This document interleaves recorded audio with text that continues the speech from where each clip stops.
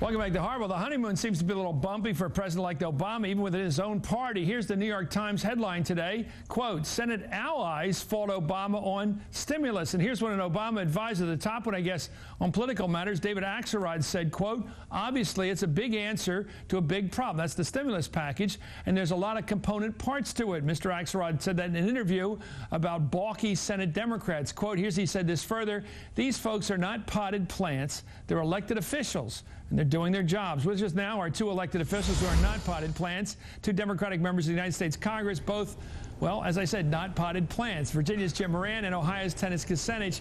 Thanks for that endorsement. Congressman Kucinich, sir, well, it's a minimal respect for you guys. Let me go further. That headline in the New York Times, Senate allies fault Obama on stimulus. What is your fault that you find with it, Congressman Kucinich, with the plan as outlined? It's still in process. I've talked to many members who've been in negotiations. It's still in process. Of course, Democrats are concerned that the tax cuts not just become some kind of a helicopter drop of cash. We've been tarped before. We understand what happens if the money doesn't get back into the economy. We want a full employment economy. We want to get people back to work, stimulate the economy. We want to support our president. I think this is going to work out. So you're helpful. You're being helpful, but not holding it up. Oh, I think that we want to make sure we're creating jobs. That infrastructure component is critical. We have to rebuild America, and that's how we get people back to work. That's the old-time religion, going all the way back to FDR. And remember something, Chris, FDR really didn't get the New Deal in gear until he was in office a year. We need a stimulus, but a stimulus is not really a restructuring of the economy.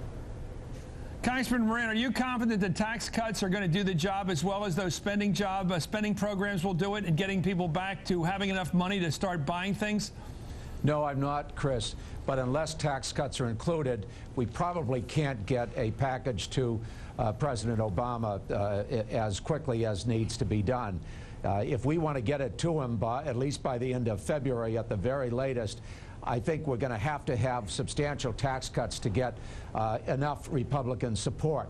And, of course, there are enough fiscally conservative Democrats who would hold it up unless they see a balance between spending and tax cuts.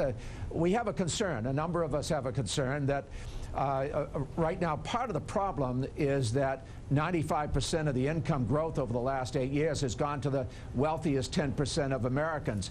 That's different from traditionally where you had 3/4 to 80%.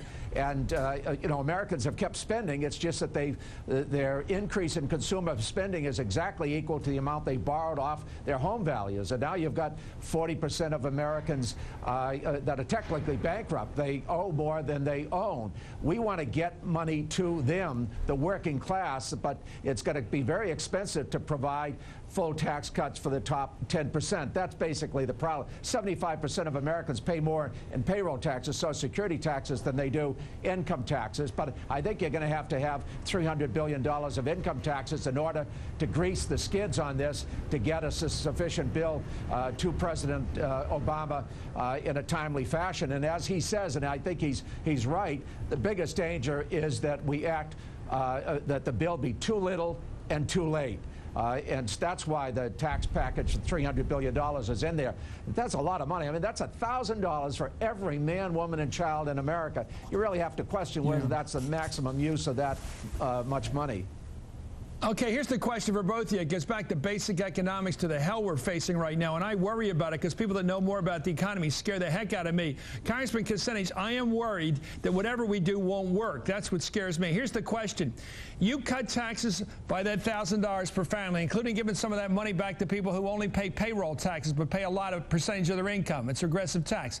Then you do a lot in job construction. You go out and create a couple million jobs in terms of building bridges and fixing roads in Cleveland and everywhere else. How does all that, even if it works in the short run, how does that get banks to start lending people money again? How does that get people buying cars again, buying houses again, getting the economy moving again? How does it work? Well, you know, you're asking the right questions. Fact of the matter is, with the $350 billion, the first part of the bailout, banks are hoarding the money. They're still a credit freeze. Congressman, as I said, they don't want to be tarped again.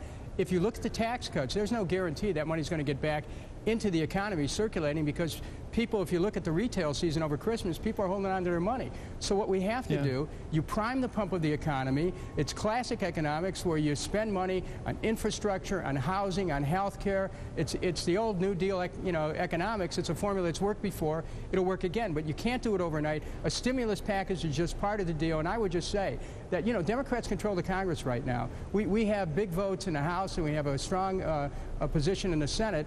We may need a few Republican votes, but we have a package to pass. I'm hopeful we can get some Republican support, but I don't think it's going to take $350 billion of tax cuts to do it, and I don't think that's the wisest approach. Chris? Well, Mr. Congressman, don't tax cuts go immediately to a family? The federal government can declare next week the withholding is going down. You'll pay less taxes right away. That's money in the economy immediately, whereas ditch digging projects or building roads takes a long time to get the contract led, to get the tractors moving, to get people hired. If you want to move fast, isn't the fastest way a tax cut? Well, Jim or Congressman Moran. Well, yes, it would seem to be. The problem, though, Chris, is that consumers have spent 120% of their income on average over the last 8 years. Normally, they spent 70 to 80% during most of America's history.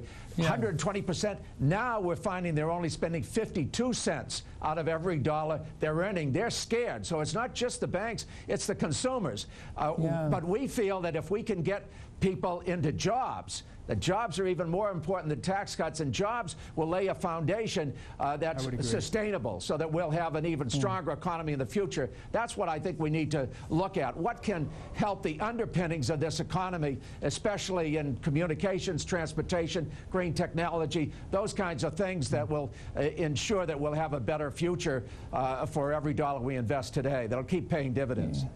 Yeah, my big worry is we're going to start cutting the number of cops, the number of libraries, the number of swimming pools. Crime's going to go up. Crime's going to go up. People are going to hide in their houses. The whole economy is going to shut down. Thank you very much, U.S. Congressman Jim Moran and Dennis Kucinich of Cleveland. Up next, the first ever Hardball Award. We're giving it to a person who has demonstrated that rare mixture of political savvy and chutzpah.